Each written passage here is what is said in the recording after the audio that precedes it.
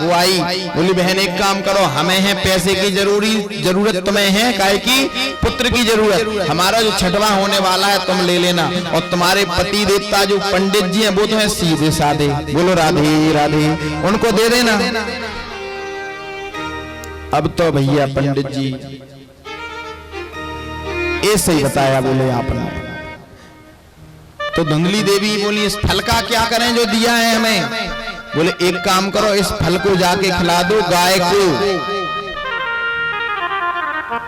गाय को फल खिला दिया।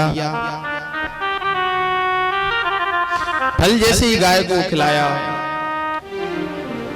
तो कुछ दिनों बाद उसकी बहन से पुत्र हुआ। उसने ढोंग किया, बोले हमें पुत्र हो रहा है, पुत्र हुआ, ले लिया। अपने पति से बोली देखो महाराज हमें पुत्र हुआ है। आत्मदेव जी बहुत प्रसन्न हुए, अरे बा बोले देखो पुत्र हुआ है। आत्मदेव जी ने उसका नामकरण किया, बोले मेरा नाम आत्मदेव तो मेरे पुत्र का नाम होगा क्या? परमात्मा देव। हम लोगों को बोले हमको अपने पुत्रों के नाम भगवान के नाम पे रखने चाहिए कि नहीं? पर आजकल हम लोग रखते हैं भगवान के नाम पे,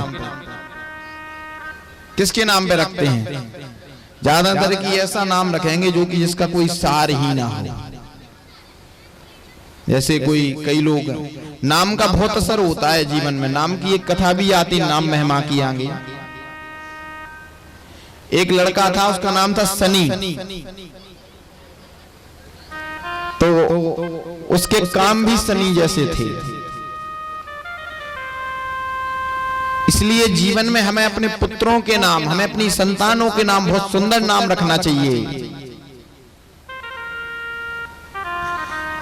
सब पर धुंधली देवी बोली देखो 9 महीने तक गर्भ में हमने रखा नाम तुम्हारे नाम पे। बोले नहीं, आपका नाम, मेरा नाम धुंधली तो मेरे पुत्र का नाम धुंधकारी। बोले ठीक है कोई बात नहीं, रख लो नाम, तुम रख लो, काम तुम करवाओ, हमें दिक्कत नहीं है, बस तुम्हें पुत्र चाहिए था, पुत्र मिल गया। अब तो सब पंडित जी सोचने लगे। तो सब 3 महीने बाद उस गाय को जो फल दिया था उसके भी एक पुत्र हुआ। उसका सारा शरीर था, जिसके कान आधी हथेली की तरह हो, आधी हथेली के बराबर हो, इतने, वह बहुत भाग्यशाली माना जाता है। साहब तो गोकर्ण जी के कान ऐसे ही थे, यानी कि कान जिसके बड़े हों वो भाग्यशाली माना जाता है। तो आप सब लोग अपने अपने कान नाप लेना, बोलो राधे राधे। तो सब अब तो पने। तो एक दिन क्रोध में आकर के आत्मदेव जी रोने लगे। तो गोकर्ण जी जो हैं वो आए और बहुत सुंदर उपदेश किया। बोले देहस्ति मांस रुधिरे बोले पिताजी जो हमारा ये अभिमान है, देह अस्थि मांस रुधिर, ये हमारी ये शरीर हमारा है, कान हमारे, ये नाक हमारी है, पर कोई हमारा नहीं है। हमारी आंखों से देखना कम हो जाता है, हम कुछ कर पाते हैं, हमारे पैर दर्द होते हैं, हम कुछ कर पाते हैं, कोई भी हमारा नहीं है। बेचारे आत्मदेव जी रोने लगे। तो उन्होंने कहा क्या? सज धज कर जिस दिन मौत की ओ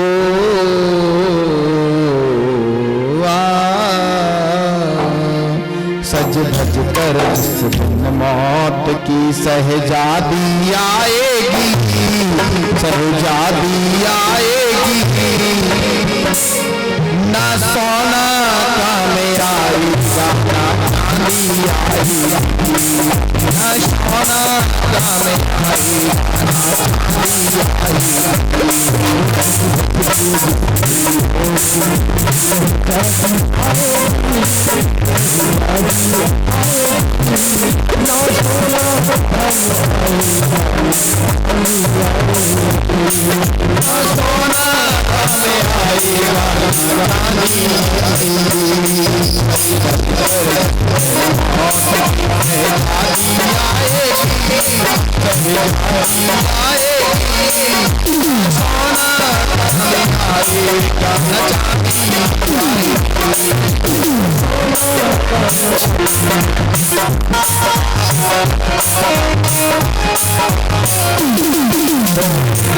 बोले पिताजी देखो कुछ भी काम नहीं आएगा, जिस दिन मौत आएगी तो हमें जाना पड़ेगा। बोले क्या? अंधकारी गोकर्ण जी आत्मदेव जी को समझाते हैं। बोले क्या? पंछी है तू तोड़ पिंजरा छोड़ के उड़ जा, पंछी है तू तोड़ तोड़ तोड़ जा, पंछी है तू तोड़ पिंजरा छोड़ के उड़ जा, पंछी है तू तोड़ पिंजरा तोड़ तोड़ जा, आया वेद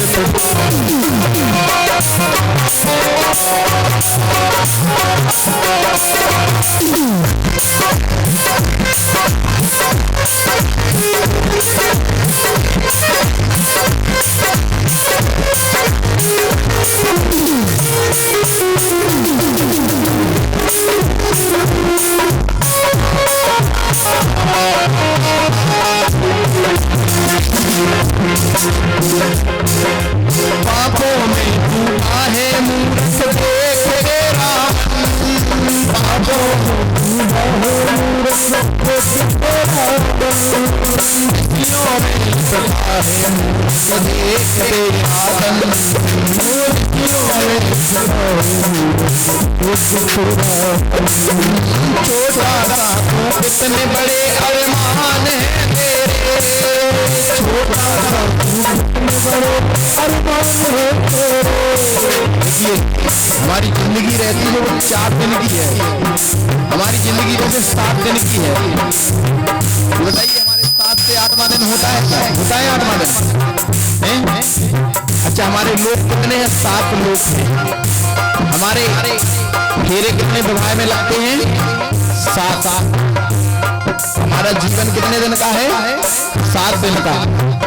तो हम लोग पर 7 दिन में कितना सोच लेते हैं, ये बन जाए, वो हो जाए, वो हो जाए। तो कहते हैं क्या? छोटा सा तू कितने बड़े अरमान है तेरे, छोटा सा तू कितने बड़े, छोटा सा तू कितने बड़े अरमान है तेरे, छोटा सा तू कितने बड़े अरमान है तेरे। मिट्टी का तुम सोने के सामान है तेरे, ऐसे हमारी ने कोई चीज ली उस पर धूल न चढ़ जाए, कार के किसी ने उस पर धूल न चढ़ जाए। हम लोग अपने शरीर को खरोंच लग जाए पर कार को खरोंच नहीं लगनी चाहिए। हमने कोई चीज ली, सोना लिया उसको रख दिया, हम लोगों ने जिंदगी भर मेहनत कमा कमा करके रख दिया और एक दिन ऐसा आया कि हम चले गए, तब रखा कर रखा रह गया। तो कहते हैं क्या? छोटा सा तू कितने बड़े अरमान है तेरे, छोटा सा तू कितने बड़े अरमान है तेरे। मिट्टी का तू सोने के सामान है तेरे, मिट्टी का